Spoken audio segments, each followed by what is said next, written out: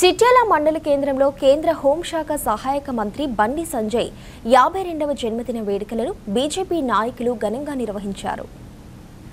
Chityal BJP మండల party అధ్యక్షుడు బుర్రా వెంకటేష్ గౌడ్ ఆధ్వర్యంలో గురువారం చిట్యాల మండల కేంద్రంలో ఘనంగా కేంద్ర మంత్రి బండి సంజయ్ జన్మదిన వేడుకలను నిర్వహించారు. బాణసంచాలు కాల్చి అనంతరం వృద్ధులకు పండ్లను పంపిణీ చేశారు.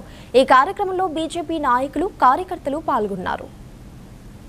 బండి సంజయ్ గారు ఏదైతే మా రాష్ట్ర మాజీ అధ్యక్షులు ప్రస్తుత కేంద్ర హోంశాఖ సహాయ మంత్రులైనటువంటి శ్రీ బండి సంజయ్ కుమార్ గారి 52వ జన్మదిన శుభాకాంక్షలు ఈరోజు భారతీయ జనతా పార్టీ చిట్యాల మండల శాఖ ఆధ్వర్యంలో ఘనంగా నిర్వహించుకోవడం జరిగింది.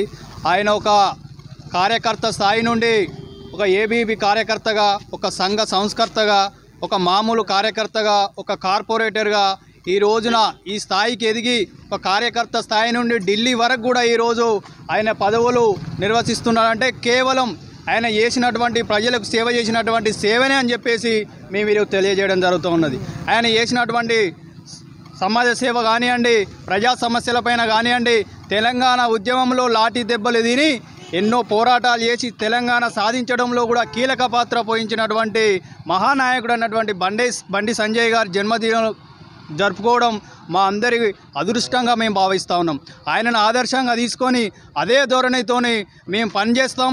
భారతీయ జనతా పార్టీ నుండి గ్రామ స్థాయి నుండి మొదలు పెడితే రాష్ట్ర స్థాయి వరకు కూడా తీసుకెళ్తామని చెప్పేసి ఆయన అభిమానులుగా, ఆయన కార్యకర్తలుగా మేము తెలియజేస్తూ ఉన్నాం.